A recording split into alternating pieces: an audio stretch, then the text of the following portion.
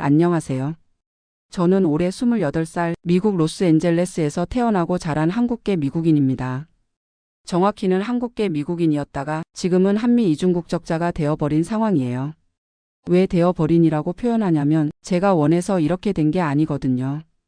아버지가 한국 국적을 포기하지 않으신 채로 저를 낳으셔서 자동으로 한국 국적까지 갖게 된 거죠. 어릴 때는 이게 뭐가 문제인지 몰랐어요.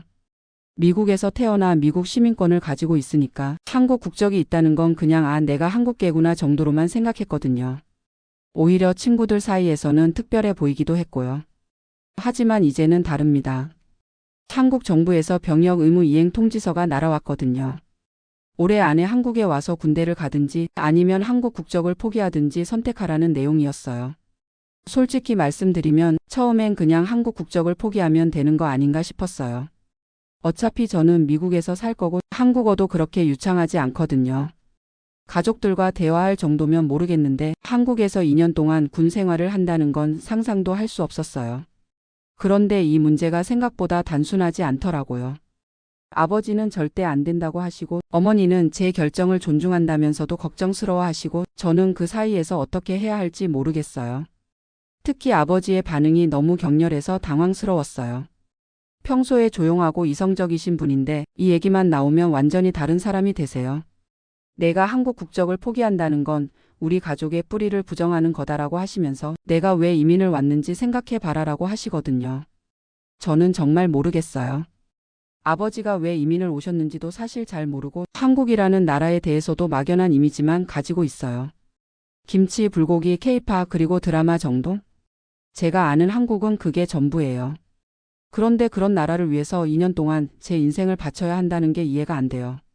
저는 지금 로스앤젤레스의 한 IT 회사에서 소프트웨어 엔지니어로 일하고 있고 올해 안에 승진도 예정되어 있어요. 그리고 대학 때부터 사귄 여자친구도 있고요. 에밀리라는 이름의 독일계 미국인이에요. 에밀리와는 내년에 결혼할 계획도 세워두었어요. 벌써 반지도 샀고 부모님들께도 인사드렸거든요. 그런데 갑자기 한국에 가서 2년 동안 군대를 가야 한다니 이게 말이 되나요?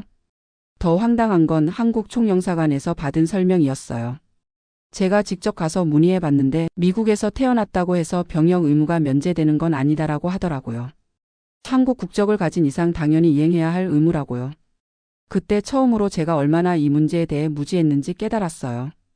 저는 그냥 미국 시민이라고 생각하고 살았는데 법적으로는 한국 국민이기도 했던 거예요. 집에 돌아와서 아버지께 이 얘기를 드렸더니 아버지가 한참 동안 말씀을 안 하시더라고요. 그러다가 갑자기 눈물을 보이셨어요. 평생 우시는 모습을 본 적이 없는 아버지가요. 아들아 미안하다. 내가 너에게 제대로 설명해 주지 못했구나. 그날 밤 아버지는 처음으로 자신의 이야기를 해주셨어요. 아버지는 1970년에 태어나셨어요. 할아버지는 한국전쟁 참전 용사셨고 그 당시만 해도 가난한 농가의 막내 아들이셨대요. 아버지가 대학에 들어갈 때까지도 집안 형편이 넉넉하지 않았다고 하시더라고요. 그런데 아버지는 공부를 정말 잘하셨나 봐요. 서울대학교 전자공학과에 입학하셨고 졸업 후에는 삼성전자에 취직하셨대요. 그때만 해도 삼성전자에 들어가는 건 정말 대단한 일이었다고 하시더라고요. 하지만 1997년에 IMF 외환위기가 터졌어요. 아버지 회사에서도 대규모 구조조정이 있었고 아버지도 결국 퇴사하게 되셨다고 해요. 그때 아버지 나이가 27살이었대요. 지금의 제 나이와 거의 비슷하죠. 그때 내가 얼마나 절망적이었는지 너는 모를 거야. 대학 졸업하고 좋은 회사에 들어가서 안정된 삶을 살 줄 알았는데 하루아침에 모든 게 무너졌거든. 아버지는 그 후 1년 동안 재취업을 시도하셨지만 쉽지 않았대요. 당시 한국 경제 상황이 너무 안 좋았거든요. 그래서 결국 미국 유학을 결심하게 되셨다고 해요. 내가 미국에 온 건 더 나은 기회를 찾기 위해서였다. 하지만 동시에 언젠가는 한국이 다시 일어설 거라는 믿음도 있었어. 그래서 한국 국적을 포기하지 않았던 거야. 아버지는 UCLA에서 컴퓨터 사이언스 석사를 마치시고 지금의 엔지니어링 회사에 취직하셨어요. 그리고 그곳에서 어머니를 만나셨고요. 어머니는 한국계 2세예요. 할머니 할아버지가 1960년대에 이민을 오셨대요. 그래서 어머니는 저와 비슷하게 미국에서 태어나고 자랐지만 한국어도 유창하시고 한국 문화에 대해서도 잘 알고 계세요. 부모님이 결혼하실 때 아버지는 여전히 언젠가 한국으로 돌아갈 생각이 있으셨대요. 그래서 저에게도 한국 국적을 물려주신 거였고요. 내가 태어날 때 내가 생각했던 건 언젠가 한국이 지금보다 훨씬 발전된 나라가 될 거고 그때 내가 선택할 수 있는 옵션을 남겨두고 싶었던 거야. 미국에서 살 수도 있고 한국에서 살 수도 있게 말이야. 하지만 시간이 지나면서 아버지의 생각도 바뀌셨나 봐요. 미국에서의 삶이 안정되었고 저와 제 여동생도 완전히 미국식으로 자라났거든요. 그러다 보니 한국으로 돌아간다는 계획은 자연스럽게 흐지부지 되었어요. 그런데 지금 와서 생각해보니 내가 너에게 한국에 대해 제대로 알려주지 못했구나. 한국어도 제대로 가르치지 못했고 한국의 역사나 문화에 대해서도 설명해주지 못했어. 아버지의 이야기를 들으면서 저는 처음으로 아버지의 마음을 이해할 수 있었어요. 아버지에게 한국은 그냥 고향이 아니라 자신의 정체성 그 자체였던 거죠. 그리고 제가 한국 국적을 포기한다는 건 아버지에게는 자신이 평생 지켜온 정체성을 부정당하는 느낌일 수도 있겠다는 생각이 들었어요. 하지만 동시에 저는 여전히 혼란스러웠어요. 아버지의 마음은 이해하지만 그렇다고 해서 제가 2년 동안 한국에서 군 생활을 해야 한다는 게 받아들여지지 않았거든요.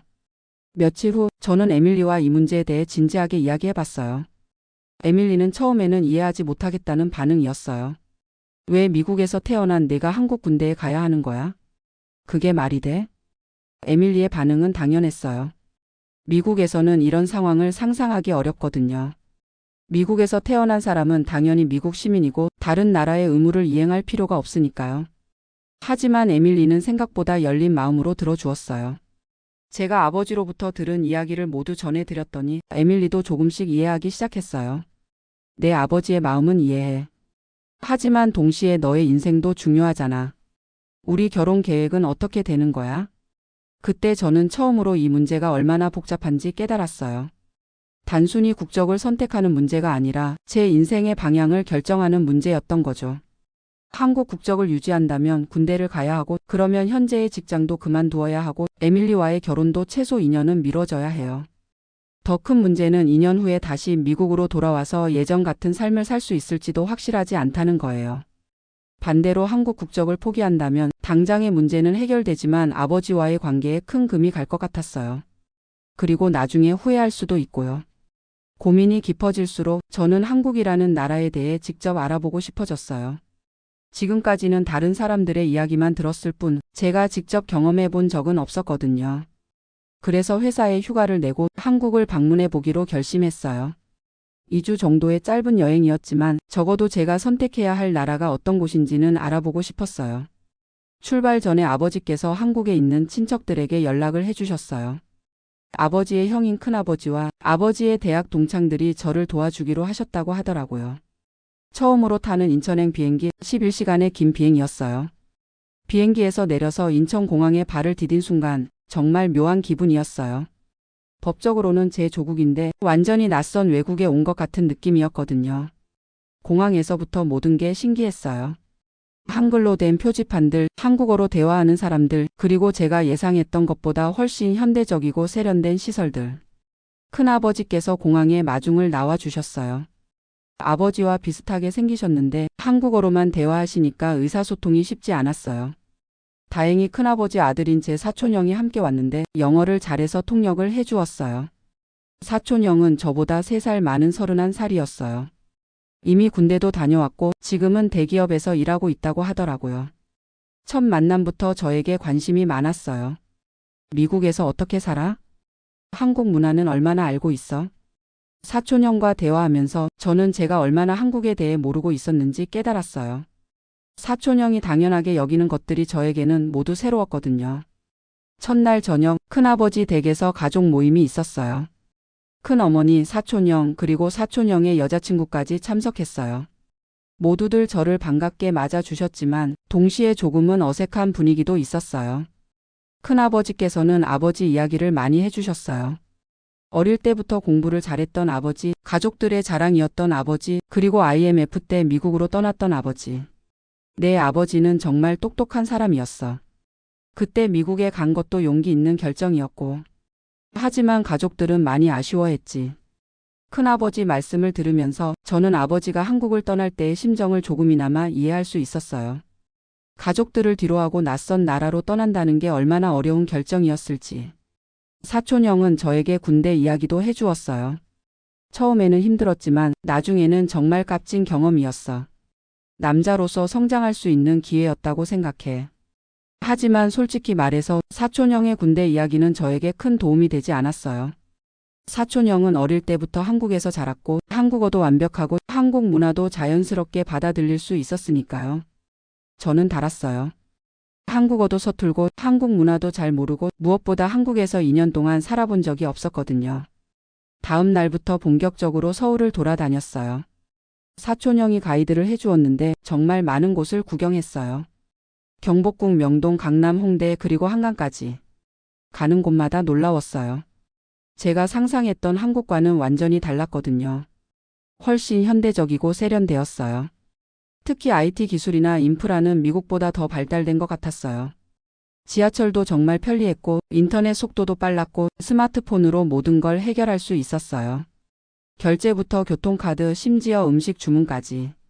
한국이 이렇게 발전한 나라였구나라는 생각이 들었어요. 동시에 아버지가 왜 이런 나라를 떠나셨을까라는 의문도 생겼고요. 사촌 형에게 물어보니 90년대와 지금은 완전히 다른 나라야. 특히 IMF 이후에 엄청나게 변했어. 내 아버지가 떠날 때와는 비교할 수 없을 정도로라고 하더라고요. 일주일 정도 서울에서 지내면서 저는 한국이라는 나라에 대해 많은 걸 배웠어요.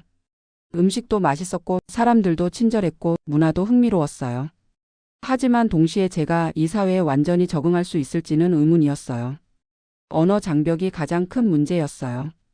일상 대화는 어느 정도 가능하지만 복잡한 업무나 공식적인 상황에서는 어려움이 많았거든요. 그리고 한국 사회의 문화도 저에게는 낯설었어요. 위계질서, 집단주의, 빨리빨리 문화 등등. 미국에서 자란 저에게는 적응하기 어려운 부분들이 많았어요. 특히 군대와 관련해서 사촌 형의 친구들을 만났을 때 더욱 확실해졌어요. 모두들 군대를 당연히 가야 하는 것으로 생각하고 있었거든요. 남자라면 군대는 가야지. 그게 의무야. 군대 안 간 남자는 인정 안 해. 이런 식의 반응들이었어요. 물론 악의는 없었겠지만 저에게는 부담스러웠어요. 제가 미국에서 태어났다는 걸 알고 나서도 그래도 한국 남자잖아라는 반응이 대부분이었어요.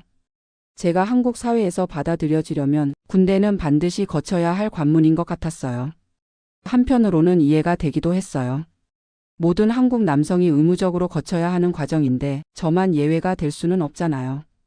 그건 불공평한 일이죠. 하지만 다른 한편으로는 억울한 마음도 들었어요. 제가 선택해서 한국계로 태어난 것도 아니고 한국에서 살면서 혜택을 받은 것도 아닌데 왜 의무만 져야 하는 건지 이해하기 어려웠거든요. 일주일째 되는 날 사촌 형이 저를 군대 관련 상담소에 데려갔어요. 정확한 절차와 대안들을 알아보자는 취지였어요. 상담소에서 만난 담당자는 친절하게 설명해 주었어요. 제가 가진 선택지들을 정리해 주었는데 크게 3가지였어요. 첫 번째는 현역으로 입대해서 21개월 복무하는 것. 두 번째는 대체 복무로 공익근무요원이나 산업기능요원으로 일하는 것. 세 번째는 한국 국적을 포기하는 것. 각각의 장단점도 설명해 주었어요. 현역은 가장 짧은 기간이지만 가장 힘들고 대체 복무는 상대적으로 편하지만 기간이 더 길어요. 국적 포기는 모든 문제가 해결되지만 나중에 후회해도 되돌릴 수 없다고 하더라고요. 특히 국적을 포기하면 나중에 한국에서 취업하거나 사업하는 데 제약이 있을 수 있어요. 그리고 부모님이 한국에 계시다면 방문이나 장기 체류에도 불편함이 있을 수 있고요. 담당자의 설명을 듣고 나니 이 문제가 정말 간단하지 않다는 걸 다시 한번 깨달았어요. 지금 당장의 편의만 생각할 게 아니라 앞으로 평생을 고려해야 하는 문제였던 거죠. 그날 밤 사촌 형과 진솔한 대화를 나눴어요. 사촌 형도 저의 상황을 이해하려고 노력해 주었어요. 솔직히 말하면 내가 한국 국적을 포기하더라도 이해할 수 있어. 내가 미국에서 태어나서 자랐는데 갑자기 한국 군대에 가라고 하는 게 말이 안 되긴 하니까. 하지만 동시에 아쉬움도 표현했어요. 그래도 내가 우리 가족이고 한국 사람이잖아.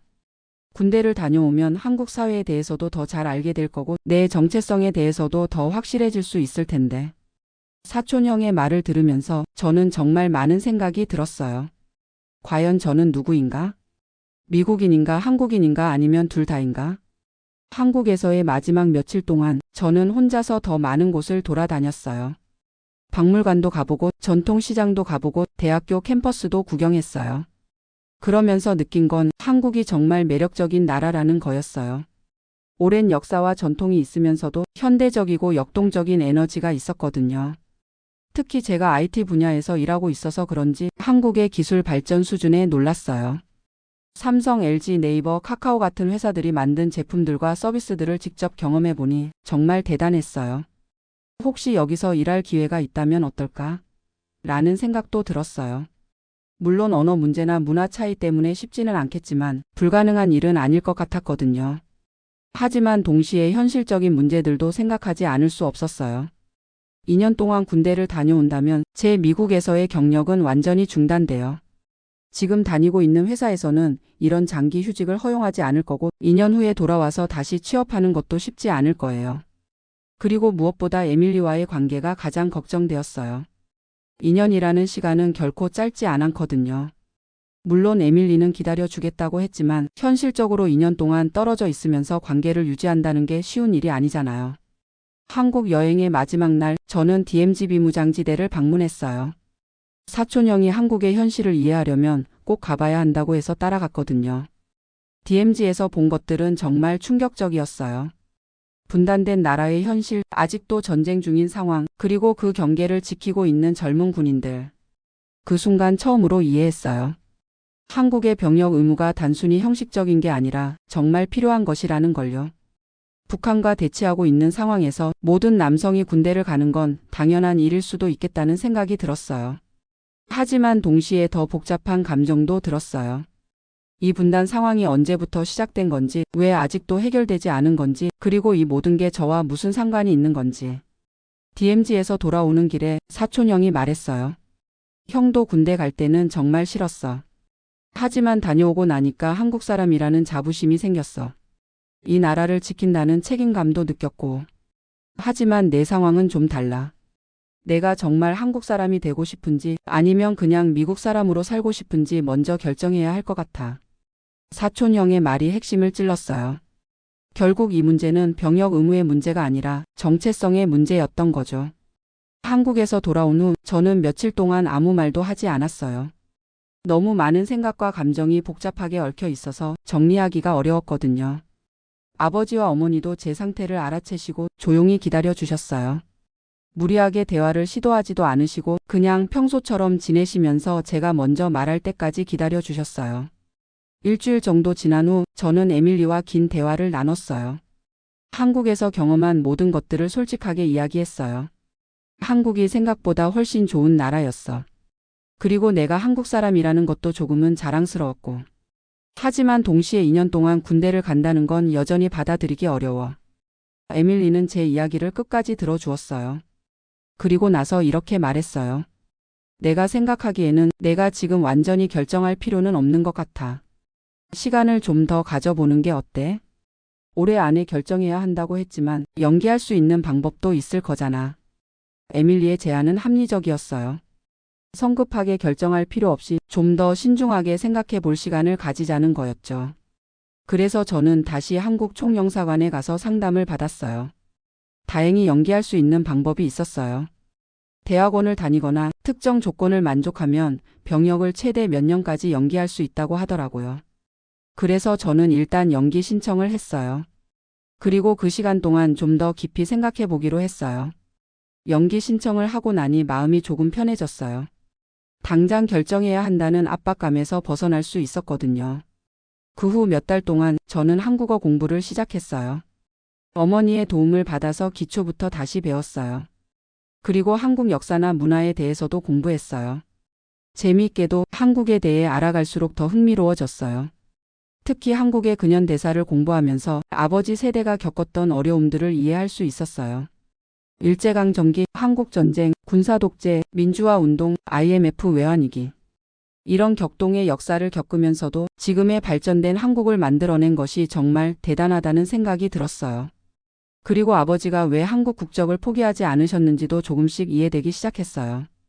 단순히 고향에 대한 그리움이 아니라 한국인으로서의 자부심과 정체성이 있으셨던 거죠. 하지만 여전히 군대 문제는 쉽게 결정할 수 없었어요. 한국에 대해 더 많이 알게 될수록 오히려 선택이 더 어려워지는 것 같았어요. 그러던 중에 결정적인 사건이 일어났어요. 아버지가 심장마비로 쓰러지신 거예요. 다행히 생명에는 지장이 없었지만 수술을 받으셔야 했어요. 그 과정에서 아버지의 한국에 있는 가족들이 모두 걱정해 주셨어요.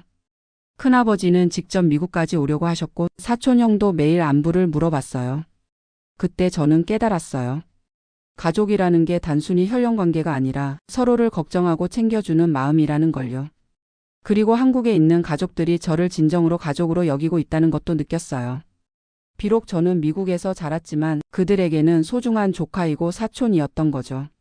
아버지가 회복되신 후 저는 아버지와 진솔한 대화를 나눴어요. 아버지, 저는 아직도 확신이 서지 않아요. 한국 군대에 가는 것에 대해서 말이에요. 하지만 한국 사람이라는 것에 대해서는 조금씩 자부심을 느끼기 시작했어요. 아버지는 제 말을 조용히 들어주셨어요. 그리고 나서 이렇게 말씀하셨어요. 아들아, 내가 어떤 선택을 하든 아버지는 지지할 거야. 다만 한 가지만 약속해줘. 내가 선택한 길에 대해서는 후회하지 말고 끝까지 책임지겠다고. 그 순간 저는 아버지가 얼마나 제 걱정을 하고 계셨는지 알 수 있었어요. 아버지도 저에게 무리하게 한국 국적을 유지하라고 강요하고 싶지 않으셨던 거죠. 다만 제가 성급한 결정으로 나중에 후회하는 걸 원하지 않으셨던 거예요. 그 후로 몇 달 더 지났어요. 저는 한국어 실력도 많이 늘었고 한국 문화에 대한 이해도 깊어졌어요. 그리고 서서히 제 마음도 정해져 갔어요. 결정적인 계기는 에밀리와의 대화였어요. 어느 날 에밀리가 저에게 물어봤어요. 만약에 내가 한국 군대에 간다면 나는 어떻게 해야 할까? 저는 깜짝 놀랐어요. 에밀리가 그런 가정을 해본다는 것 자체가 의외였거든요. 왜 그런 얘기를 해? 내가 요즘 한국에 대해 공부하는 모습을 보면서 혹시 마음이 바뀐 건 아닌가 싶어서. 그리고 만약 정말 그런 결정을 한다면 나도 준비를 해야 할 것 같아서. 에밀리의 말을 들으면서 저는 감동받았어요. 에밀리가 제 결정을 존중해 주려고 한다는 걸 느꼈거든요. 만약 내가 정말 한국에 간다면 넌 어떻게 하고 싶어? 글쎄, 2년이라는 시간이 짧지는 않지만 기다릴 수는 있을 것 같아. 대신 조건이 있어. 내가 확신을 가지고 내린 결정이어야 해. 그리고 2년 후에는 반드시 돌아와야 하고. 그 순간 저는 깨달았어요.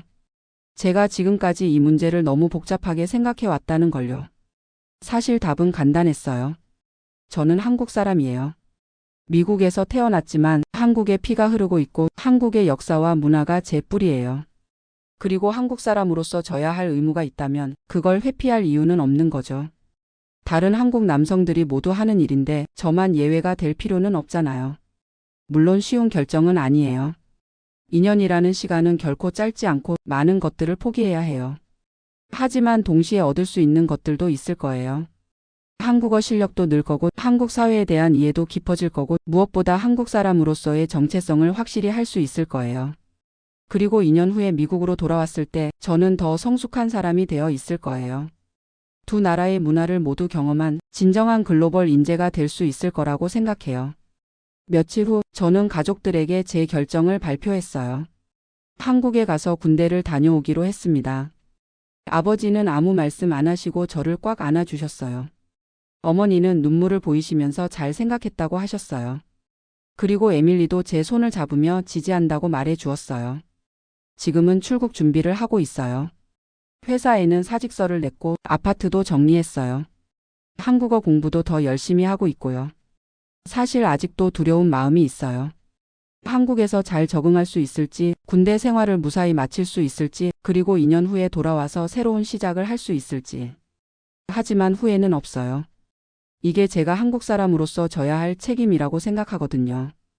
그리고 이 경험을 통해서 제가 누구인지 더 확실하게 알 수 있을 거라고 생각해요. 어떤 사람들은 제 결정을 이해하지 못할 수도 있어요. 왜 굳이 그런 고생을 하느냐고 물어볼 수도 있고요. 하지만 저는 이게 옳은 선택이라고 믿어요. 제가 미국에서 태어났다고 해서 한국 사람으로서의 의무를 회피할 수는 없다고 생각해요. 오히려 두 나라의 문화를 모두 경험할 수 있는 기회라고 여기고 싶어요. 다음 달이면 한국으로 출국해요. 입대 전에 한 달 정도 시간이 있어서 그동안 한국어 실력을 더 늘리고 한국 사회에 적응하는 시간을 가질 예정이에요. 큰아버지와 사촌형도 많이 도와주겠다고 하셨어요. 특히 사촌형은 형이 군대 선배로서 많은 조언을 해주겠다고 했어요. 에밀리와는 매일 화상통화를 하기로 약속했어요. 시차 때문에 쉽지 않겠지만 서로의 안부를 확인하고 관계를 유지하려고 해요.